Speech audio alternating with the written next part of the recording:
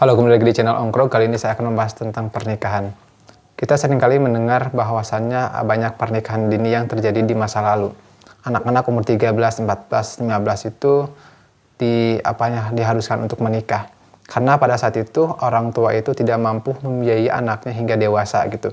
Akhirnya dengan tujuan agar mereka merasa bebannya itu berkurang, maka para orang tua dulu biasanya mereka itu akan menikahkan anaknya lebih dini gitu, umurnya di belasan tahun gitu.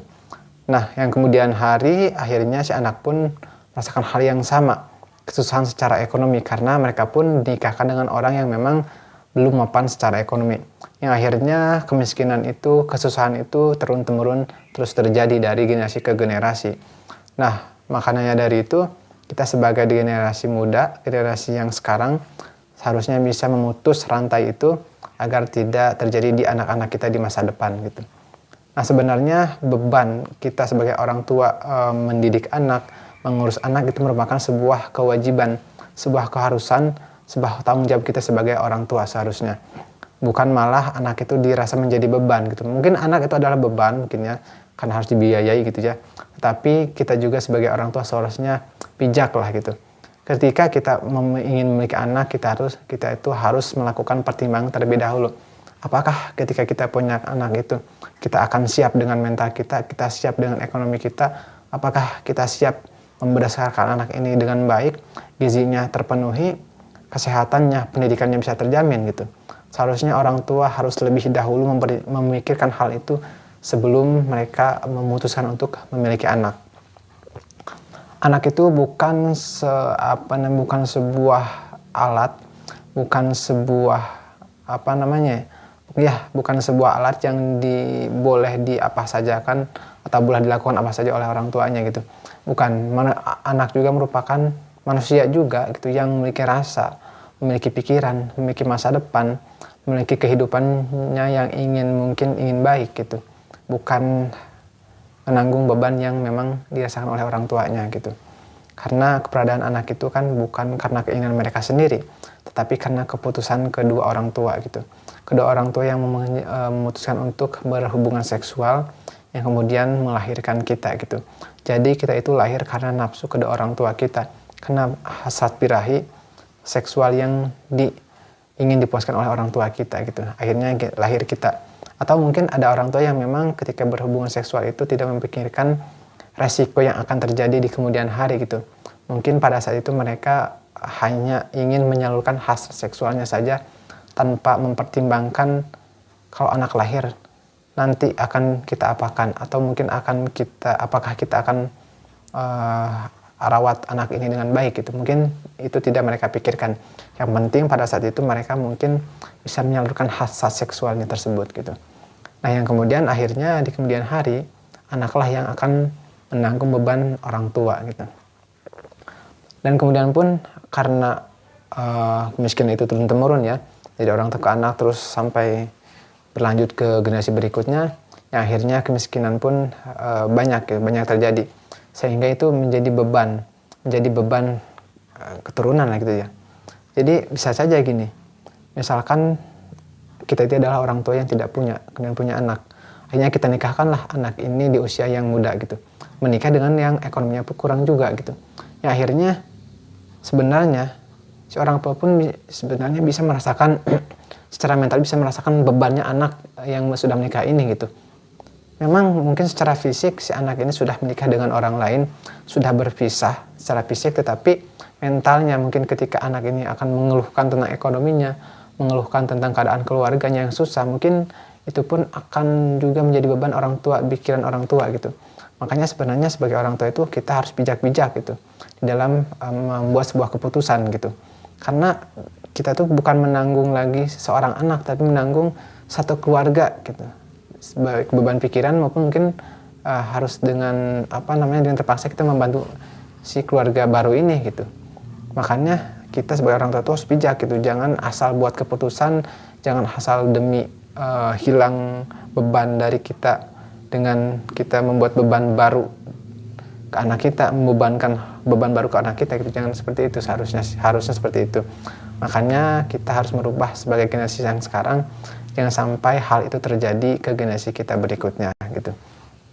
Nah, kita juga harus memperhatikan ketika kita ingin melakukan pernikahan untuk anak-anak muda yang sekarang gitu. Yang pertama itu kita harus memperhatikan dulu keadaan ekonomi kita. Apakah dengan keadaan ekonomi kita itu kita sudah mampu membawa orang lain ke dalam kehidupan kita untuk menjalin hubungan keluarga gitu. Kita harus memperhatikan itu. Apakah kita ketika nanti nikah itu kita akan misalkan hidup akan seperti apa gitu. Apakah kita ingin memiliki anak berapa, dan apakah ketika kita memiliki anak itu kita akan mampu untuk menjadi mereka, untuk mengasuh mereka gitu. Kita harus terlebih dahulu memikirkan itu sebelum kita memutuskan untuk menikah. Jadi yang pertama itu adalah kita harus mampu dulu secara ekonomi, agar ketika dalam berkeluarga itu ekonomi itu sudah tidak jadi lagi masalah yang dasar gitu. Tapi ini sudah menjadi hal yang pokok yang harus dipenuhi terlebih dahulu sebelum menikah gitu. Yang kedua itu adalah mental kita. Apakah kita sudah siap untuk menjalin hubungan dengan orang lain? Apakah ketika kita menikah itu mungkin kita tidak akan tergoda lagi oleh hal-hal yang lain? Apakah mungkin kita juga sudah siap di dalam membuat sebuah keputusan dalam keluarga? Apakah kita masih ketergantungan kepada orang tua? Apakah mungkin kita itu sudah bisa secara dewasa membuat sebuah keputusan agar tidak keliru gitu. Kemudian yang ketiga itu adalah ada jodohnya. Di dalam memilih jodoh, terutama untuk laki-laki, kita itu harus mencari seorang perempuan yang memang secara fisik itu harus menurut kita itu menarik gitu. Agar ketika kita nikah nanti dengan si perempuan tersebut tidak lirik sana sini, tidak lirik perempuan sana perempuan sini, tidak. Dan harus dipastikan juga bahwa kita suka kepada perempuan tersebut dan perempuan tersebut juga suka kepada kita, agar tidak adanya ketimpangan gitu, ketimpangan perasaan mungkin ya, agar nanti kalau misalkan di antara salah satunya ada yang kurang suka secara perasaan, tidak cinta lah gitu, biasanya akan ada salah satu pihak yang memang secara mental itu mereka merasakan beban karena mereka harus menuruti kemauan salah satu pihak. Tapi sedangkan dia sebagai pihak lain itu tidak terpenuhi hasratnya, mungkin hasrat seksualnya, mungkin ekonominya, atau mungkin rasa kasih sayangnya, itu tidak terpenuhi gitu. Makanya dari itu kita sebagai laki-laki terutama melihat perempuan itu yang memang kita suka, dia pun suka, perempuannya itu tentu harus menarik secara fisik menurut bagi kita gitu. Nah kemudian untuk pria juga, kita dalam perempuan itu kita tidak pandang ekonomi si wanita gitu. Mau dia sederhana, mau dia kaya, kalau kita suka ya kita harus lakukan saja gitu. Sedangkan untuk wanita, saya sarankan sih dalam memilih pria itu jangan orang yang belum mampu secara ekonomi, karena itu akan berdampak terhadap kehidupan Anda gitu.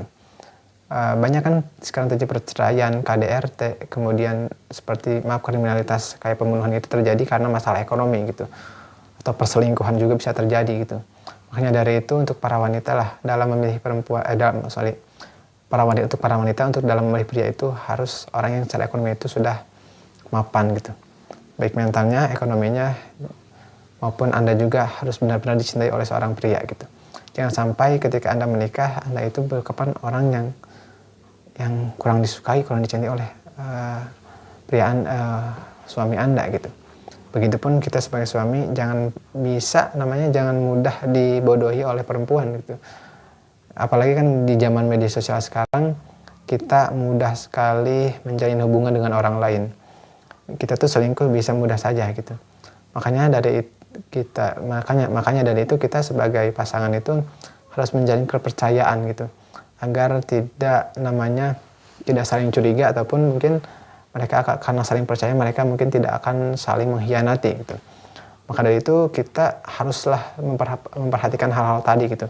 Yang pertama itu ada ekonomi, ada mental, dan kemudian juga pasangannya gitu.